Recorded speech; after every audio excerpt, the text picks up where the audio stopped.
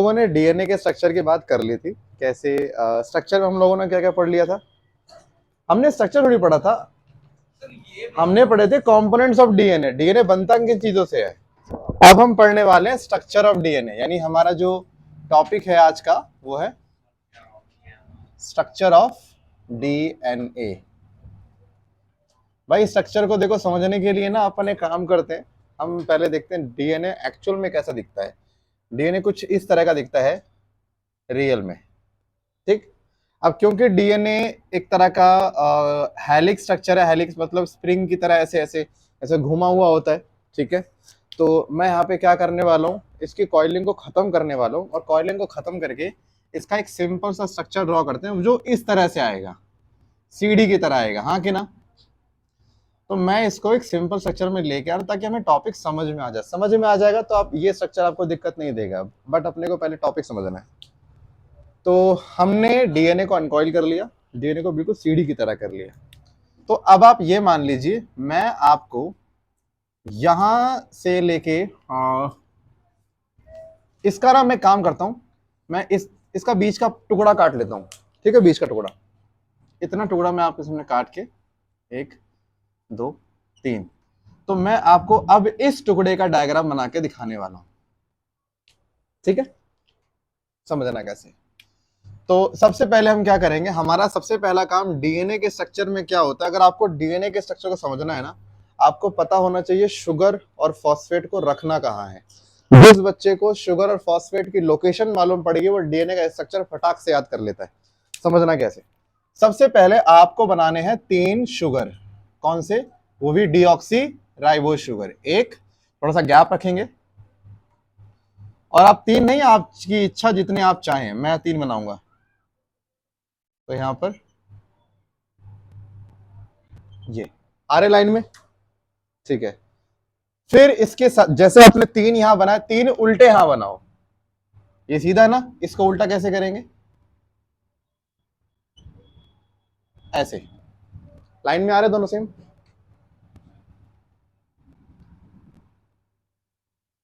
यहां पर इस तरह से पहले बनाओगे शुगर, 3 यहां 3 यहां, ये सीधे हैं और वो उल्टे हैं। नंबरिंग शुरू करते हैं। भाई यहां पर है C1 कार्बन, यहां C2, यहां C3, यहां C4, और C5 कहां होगा? रिंग के बाहर। यहां पर आएगा C5 वाला CH2OH। क्योंकि डीएनए के स्ट्रक्चर को बनने में तीसरे और पांचवें कार्बन के हमें यूज करना है तीसरे और पांचवें कार्बन को यूज करना है। क्योंकि डीएनए के स्ट्रक्चर को बनने के लिए तीसरे और पांचवें कार्बन की मदद लगती है। तो मैं क्या करूंगा, मैं सिर्फ तीसरे और पांचवें कार्बन का जिक्र करूंगा आज के बाद। मैं बाकी किसी और कार्बन का जिक्र नहीं करने वाला। मतलब आपको याद होगा तीसरे कार्बन से एक OH ग्रुप निकला होता है, यस या सुनो। मतलब 1 2 3 4 और 5 यहां पर क्या होगा? CH2OH होगा। सेम यहां पर भी होगा CH2OH, पांचवा कार्बन 1 2 3, और तीसरे पे क्या होगा? OH होगा। मैं सिर्फ थर्ड का OH शो कर रहा हूं भाई, सिर्फ थर्ड का। मैं थर्ड और फिफ्थ का आपको जिक्र करूंगा, मैं किसी और का नहीं दिखाने वाला। सेम यहां पर 1 अगर यहां पर इनसाइड है तो वहां पर भी 1 कब होना चाहिए? इनसाइड, अंदर होना चाहिए। तो 1 2 3 4, और फिफ्थ में क्या आ जाएगा? CH2OH, और तीसरे का OH। भाई देखो ना, उल्टा कर रहे हो ना भाई, उल्टा करो तो तीसरा ऊपर हो जाएगा, पांचवा नीचे आ जाएगा। सेम यहां पर तीसरे का OH ऊपर आ गया, और पांचवे का CH2OH ऐसे आ गया। सेम यहां पर करेंगे CH2OH और तीसरे का OH। क्या पहले इतना क्लियर है? इतना हो जाएगा, नंबरिंग इशू तो नहीं, ठीक है। फिर क्या होता है भाई, मान के चल लीजिए 2 लोग हैं, अभी 2 लोग भिड़ चुके हैं, इनकी हमें करानी है, इनकी हम कहते हैं कॉम्प्रो कर लें, है ना, आजकल का ट्रेंड चलता है। तो इनकी कॉम्प्रो कराने के लिए यहां पर आता है एक P double bond O, OH, OH और OH। आपने पढ़ा होगा रासायनिक विज्ञान, केमिस्ट्री, उसमें साफ बात बोली जाती है जहां भी 2 OH आते हैं वहां पानी जरूर निकलता है। पढ़ा है? जहां भी 2 OH आएंगे पानी तुरंत निकालना होता है और एक बॉन्ड बनाना होता है। अब 2 OH में से H2O निकाल दोगे, बचा एक ऑक्सीजन। वही एक ऑक्सीजन उन दोनों को पकड़ लेगा जिन्होंने पानी निकाला, हाँ कि ना? कि दोनों हीरो जाओगे नहीं क्योंकि तुम लोगों ने ऐसे वाटर निकाल दिया। अब आप ये सोच लीजिए, OH, देखो ये भाई साहब तो एसिड है, फॉस्फोरिक एसिड। OH तो देने से रहे, क्या देंगे? H देंगे, तो OH किसका जाएगा? शुगर का जाएगा ना। अब आप सोच लीजिए OH और H ये तीनों मिल जाएं, क्या बन गया? बन गया भाई 2H और एक O, क्या बनता है? H2O ना। यानी यहां पर -H2O, माइनस का मतलब क्या होता है?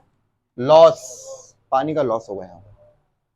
और जैसे ही यहां से पानी निकलेगा तो आप सोच लिए, जैसे यहां से वाटर, भाई करिया वाटर हो गया, से चन्ना मेरा गया, वो नहीं आएगा दोबारा। वो कह रहा भाई मैं जा रहा हूं, लेकिन वो गया क्या क्या लेके? इसका OH छीन गया और इसका H ले गया। अब उसका कार्बन रो रहा है कि बताओ यार, हमसे हमारा जो है OH छीन ले गया। नीचे वाला कह रहा है कि यार हमसे हमारा H ले गया। कह रहा चलो कोई नहीं, हम इसी से काम चलाते हैं। तो दोनों के दोनों इसी से जुड़ जाएंगे। तो अब यहां पर ये C3 का बॉन्ड इस ऑक्सीजन से बन जाएगा, हाँ कि ना? यही तो होगा भाई। तो रॉकेट साइंस ने बताइए, मैंने बहुत बेसिक सी केमिस्ट्री है, पक्का। इस बॉन्ड का नाम है फॉस्फो एस्टर बॉन्ड। भाई देखो मेरे पास इतना टाइम नहीं है कि मैं आपको लॉजिक समझाऊं उसका नाम ये क्यों है, आप बस याद कर लो। प्योर केमिस्ट्री है, और मैं केमिस्ट्री पढ़ाने बैठा तो मेरा टॉपिक छूट जाएगा, तो वो फिर कभी जब मौका मिला बताऊंगा आपको ये नाम ही इसका क्यों दिया गया। अच्छा, इस बॉन्ड का नाम क्या हो गया? फॉस्फो एस्टर बॉन्ड, ये वाले बॉन्ड का नाम। यानी ऊपर वाले शुगर का तीसरा कार्बन का OH की बलि चढ़ी, हाँ कि ना? इधर वाले शुगर का देखो, इस वाले शुगर के पांचवें कार्बन का OH फास्फोरस के OH के सामने आ गया, आ गया। देखो ऊपर वाले शुगर का तीसरे कार्बन के OH की बलि चढ़ी है, तो नीचे वाले शुगर का तीसरे और पांचवा कौन से कार्बन का OH इसके पास आ रहा है? पांचवे का आ रहा है ना। तो अब यहाँ पे पांचवे की बलि चढ़ेगी। OH यहां से गया, H यहां से गया, H2O फिर से निकला। अब ये ऑक्सीजन बॉन्ड बनाएगा इस कार्बन के साथ, हाँ के ना? और इस बॉन्ड का नाम भी क्या हो गया? Phosphoester bond. कितने बनते हैं एस्टर बॉन्ड? ऐसे दो बनते हैं, इसीलिए दोनों को मिलाकर एक नाम दिया जाता है फॉस्फो डाई एस्टर बॉन्ड। ये आप बुलाते हो, इसको लिंकेज भी कहते हैं। आपको बहुत दुख में ये मिलता है फॉस्फोडाइस्टर, क्योंकि दो को मिला के इसने बोला है फॉस्फोडाइस्टर, हालांकि एक एक का नाम क्या होगा? फॉस्फो एस्टर लिंकेज होता है। चलो, शुगर फॉस्फेट जुड़ गया, शुगर फॉस्फेट जुड़ गया। भाई नीचे वाले शुगर के दो शुगर की कॉम्प्रो हमेशा फॉस्फोरिक एसिड कराएगा, हमेशा याद रखना। दो शुगर वो जो लड़ चुके हैं उनको कॉम्प्रो करानी कौन कराएगा? फॉस्फोरिक एसिड कराएगा। दूसरा सिद्धांत याद रखना, दो OH जहां भी आएंगे पानी निकाल देना। बस ये दो बेसिक सा प्रिंसिपल, देखो पटाख से हो जाएगा। देखो T double bond O, OH OH OH, OH पास आगे, अगेन क्या करोगे? H2 निकाल दो, बॉन्ड बन गया यहां पर। दो OH पास आगे, H2 निकाल दो, बॉन्ड बन गया यहां पर। कितना सिंपल है। अगेन बॉन्ड का नाम क्या है? फॉस्फोडाइस्टर बॉन्ड बोलोगे आज के बाद आप इसे, ठीक है? अच्छा और सुनो, इस शुगर जो है, ये शुगर में पांचवें कार्बन का जो OH है, ये बिजी है या फ्री है? बिजी है, फ्री है? बिजी का मतलब होता है बॉन्ड बॉन्ड बनाने चला गया, फ्री मतलब कहीं नहीं गया, यहीं पड़ा हुआ है अभी। जैसे यहाँ का जो OH था वो बिजी हो गया, हाँ कि ना? क्योंकि उसने बॉन्ड बना लिया अब फॉस्फोरिक एसिड के साथ में। अगर कोई बॉन्ड बना रहा है तो बिजी है, नहीं बना रहा तो फ्री है। हम देख रहे हैं ऊपर वाला OH किसी के साथ बॉन्ड नहीं बना रहा, इसका मतलब इस वाले शुगर का पांचवें कार्बन का OH फ्री है, हाँ कि ना?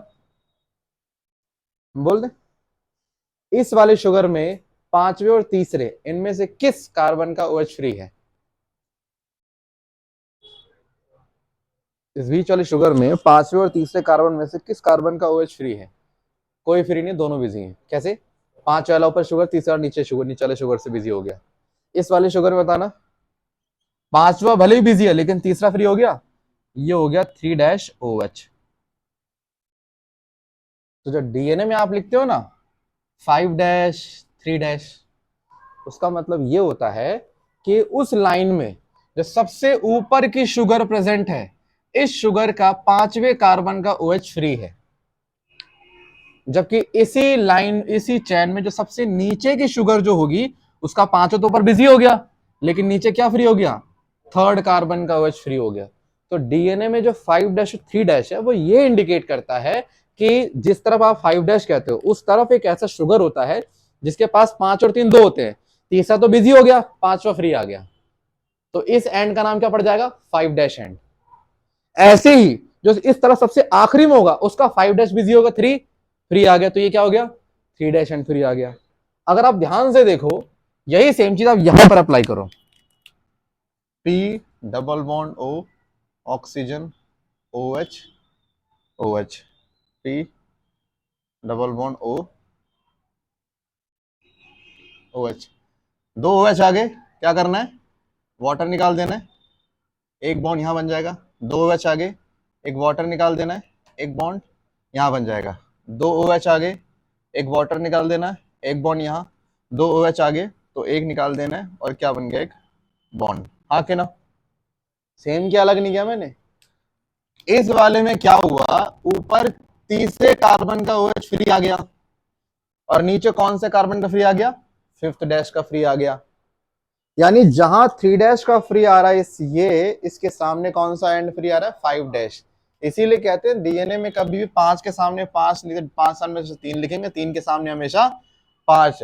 अगर आपसे एग्जाम में क्वेश्चन पूछा जाए डीएनए, अच्छा पहली बात ये जो लाइन है इस डंडी को स्ट्रैंड कहते हैं, क्या कहते हैं, स्ट्रैंड।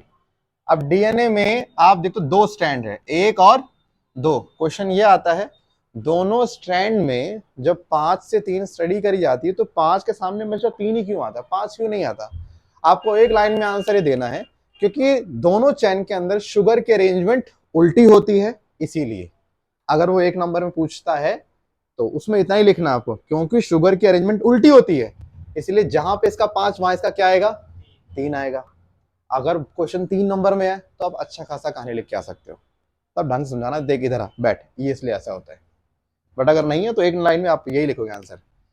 अब ये जो C1 कार्बन है, ये C1 कार्बन मान लीजिए यहां पर जुड़ा हुआ है एडेनिन से, और मान लीजिए ये वाला जुड़ा है ग्वानिन से, और ये वाला मान लीजिए जुड़ा है थायमिन से।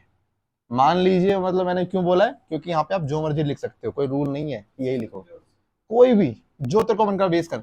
अच्छा ए के सामने, अच्छा 1 कार्बन पे यहाँ पे कोई बेस जुड़ेगा, कौन सा बेस जुड़ेगा, ए के सामने क्या आता है, टी, तो यहाँ पे कौन सा बेस जुड़ेगा, टी जुड़ेगा। यहाँ पे कौन सा बेस जुड़ेगा, सी जुड़ेगा, ठीक है। यहाँ के साथ क्या जुड़ेगा, एडेनिन। मतलब आपको बस ये ध्यान देना है कि अच्छा 1, आपको याद होगा 1 कार्बन पे कौन सा एलिमेंट, 1 पॉइंट पे कौन सा, कहाँ गया सॉरी, ये रहा, जो हमारा ये साइटोसिन है, एडेनिन जो भी है, ठीक है। आपको याद होगा ये नाइट्रोजनस बेस हुआ करते हैं, कौन से होते हैं, आपको पता है यहां पे कार्बन है, ठीक है, लेकिन यहां पे ये जो बेसिस हैं ये किससे बॉन्डिंग करवाएंगे, अपने नाइट्रोजन से बॉन्डिंग करवाएंगे। यहां पर भी आपको याद होगा ये नाइट्रोजन बेस है, तो यहां पर भी इस सी की बॉन्डिंग किससे होगी, नाइट्रोजन से होगी। यानी ये जो बॉन्ड बन रहा है ये नाइट्रोजन बेस के नाइट्रोजन और शुगर के कार्बन के बीच बन रहा है। शुगर ने तो कार्बन दिया, इन्होंने क्या दिया, नाइट्रोजन, की भैया हमारे नाइट्रोजन से बॉन्ड बनाइए आप। अब एक बात और सुनना, आप लोगों ने शुगर तो सबने पढ़ा ही होगा। शुगर में जो बॉन्ड, जैसे मान लीजिए ये एक शुगर है दूसरा शुगर है, शुगर में जो बॉन्ड बनता है इस बॉन्ड को बोलते हैं ग्लाइकोसिडिक बॉन्ड। क्या बोलते हैं, शुगर में बनने वाले बॉन्ड को ग्लाइकोसिडिक बॉन्ड कहा जाता है। आसान है, जी से ग्लाइकोसिडिक, जी से ग्लूकोज याद कर लो आप, माने शुगर में बनने वाला बॉन्ड ग्लाइकोसिडिक होता है।